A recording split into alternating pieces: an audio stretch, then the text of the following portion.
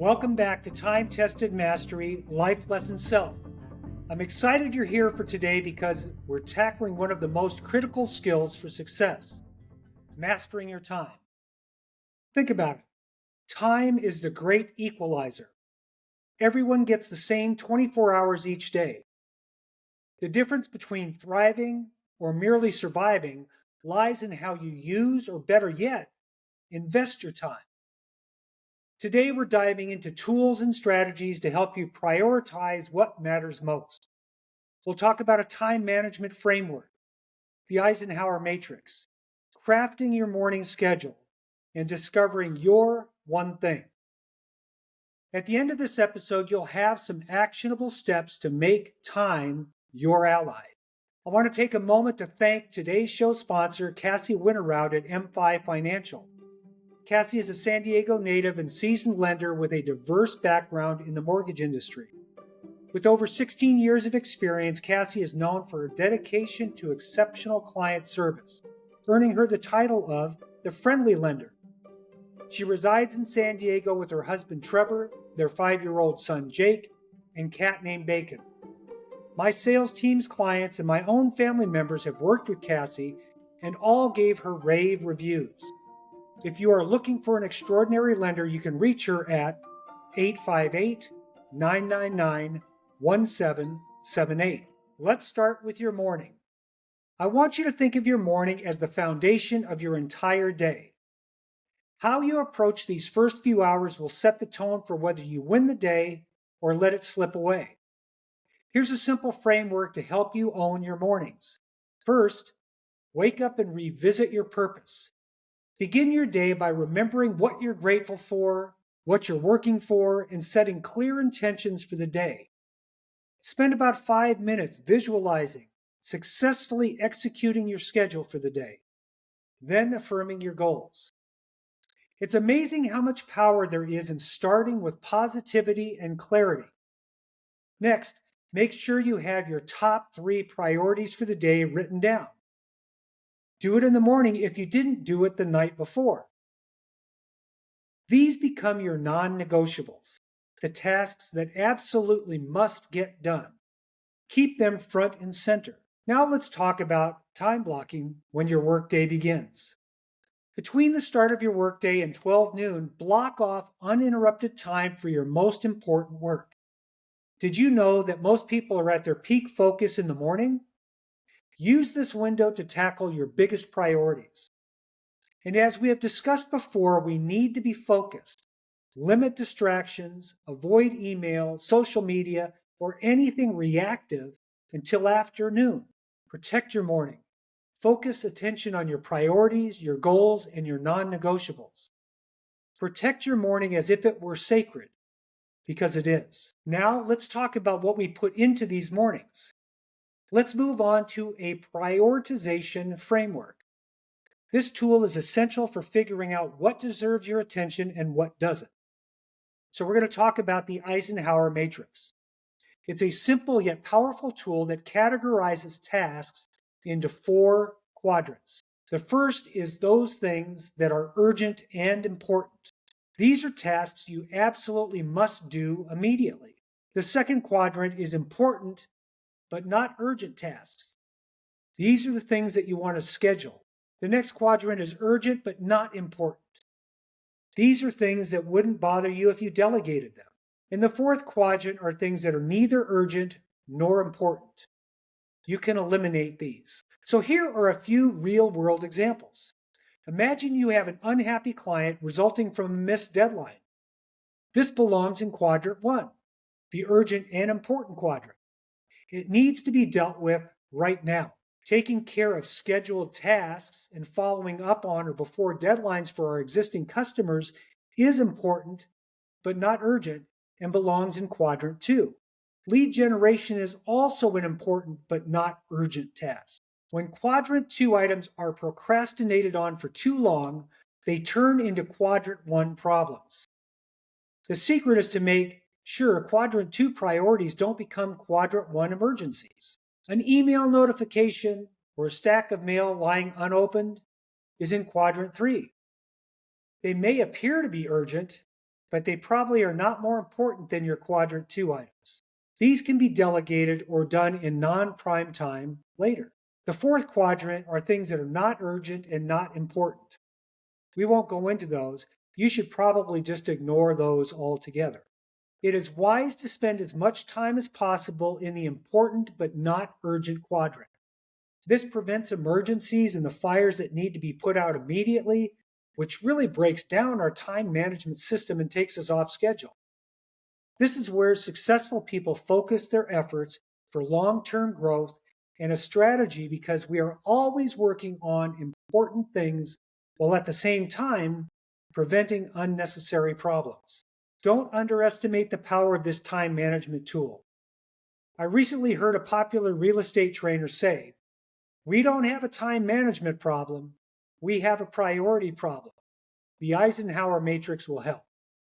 This method is a great way to manage your time by identifying and focusing on the right priorities. So remember, there's always enough time to do the most important thing. Let's talk about your one thing. Consider this. What is the one activity you do that consistently drives your success? Think of this activity as the engine of your business. What generates the biggest impact in my work? What fuels my success? In the 1980s, my mentor Tim Wood developed a program he called Just One. He sold this idea to me and to all of his salespeople, and it was simple. He said, focus on obtaining just one new saleable listing every week. If we took 2 weeks off per year, we would still generate 50 new listings a year. The statistics and condition of the market at the time indicated that about a half of them would sell. So combining these 25 listing side closed sales and the 12 buyer sales we could reasonably expect to attract from those 50 listings, we would have 37 total closed sales each year. The average commission at the time was $3,000. Tim's Just One program was very simple. Work every day to get one new listing a week, and you will earn $100,000 of net income. Easy to understand, easy to focus on, and hard to confuse. Now, the Big Bear Lake real estate market has certainly changed. Technology has changed, consumer expectations and attitudes have changed. Just One from the 80s won't get the same results today, but the principle is still valid. So what is your Just One? Now, I can't forget to acknowledge the book, The One Thing, written and published in 2013 by Gary Keller and Jay Papasan. It focuses on the idea of prioritizing the one most important task that will make everything else easier or unnecessary. This helps readers achieve extraordinary results. Now, one other idea that might help make this point I'm trying to make is the term core competence. The phrase core competence originated in an article written by C.K. Prahalad and Gary Hamel in the Harvard Business Review titled The Core Competence of the Corporation. In that article, Prahalad and Hamel introduced the concept of core competencies as the unique strengths or capabilities that provide a company with a competitive advantage. They argued that businesses should focus on their core competencies, those activities or skills that differentiate them from competitors and drive their success, rather than diversifying into unrelated fields. So adapting this for our purpose, ask yourself the question, what is your core competency? What activity or skill differentiates you from your competitors and drives your success? For me, as a very young and hungry new agent, my core competence was that I simply refused to be outworked. I had to survive, right? I was also willing to do what most other people wouldn't do at that time. Primarily, I was willing to make cold calls to potential sellers. Now, the skill and comfort I developed over a short time made me pretty good on the phone. Then I redirected and transferred this new skill to calling expired listings to solicit their expired listing, which proved to be a more lucrative prospect to call, and expired listings ultimately became the niche that propelled and sustained my sales career for several years. Interestingly, many of my coworkers didn't cold call or work like a fool, and yet they were still successful. Now, how could that be? One friend of mine, Jan, had been in the business for a number of years and was doing quite well. She didn't call expired listings, but she sold a lot of property, and her clients absolutely loved her and were very loyal to her. I investigated why. We both worked very differently. The answer to the riddle was simple. Her relationship and customer service were off the charts. Her clients became close family. Now, the point? Everyone's core competence is different. I didn't need to become like Jan, and she didn't need to become like me. And you don't want to become someone else either. We all simply need to identify what makes each of us unique and what drives our business success. Once we figure that out, we simply do more of it. Now, I don't really want to continue to talk about me.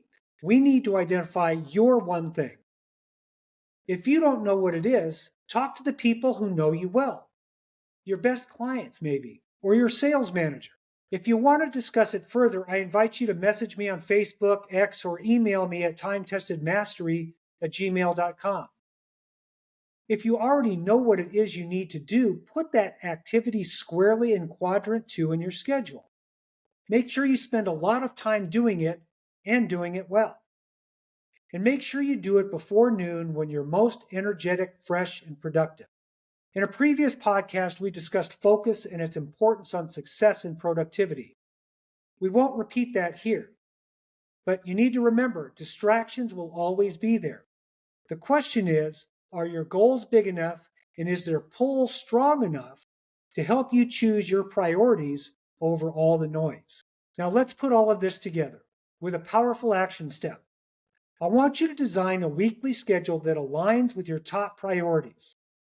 Start by identifying your most important tasks for the week. These are your quadrant 2 tasks, which should include your one thing. Block out specific times for these priorities on your calendar. Remember to schedule them during your peak energy hours, such as the morning. Next, don't overcommit yourself. Emergencies will occur from time to time, no matter how diligent and focused we are in quadrant 2. Quadrant 3 tasks can be done in the afternoon or delegated to others. And remember another tip, to group similar activities together to save you time and help maintain focus. For example, do all of your out-of-the-office things together, maybe in the afternoon. Map out all of your stops to be efficient on the journey. I need to say it again. Leave room for flexibility. Unexpected things will come up, and that's okay. The key is to make sure the critical tasks always have a place in your schedule. Be rigid with doing the most important thing you can do at any given time. Be faithful to the highest priority. And finally, review your plan at the end of each day and at the end of each week and adjust as needed. Your plan and your schedule will need to change as you grow. This weekly schedule will act as your roadmap, ensuring you stay aligned with your goals while staying productive and focused. Now, mastering your time isn't about doing everything. It's about doing the right things. So take action today, design your perfect morning, prioritize using the framework we discussed, identify your core competence, and protect time to invest in your one thing. If this episode resonated with you, please share it with someone who could use these tools as well. If you have questions, please share them in the comments, and together we can all master our time and achieve our goals. Thank you for joining me on Time Tested Mastery Life Lesson Self. I'll see you next time, where we'll continue our journey toward personal and professional mastery.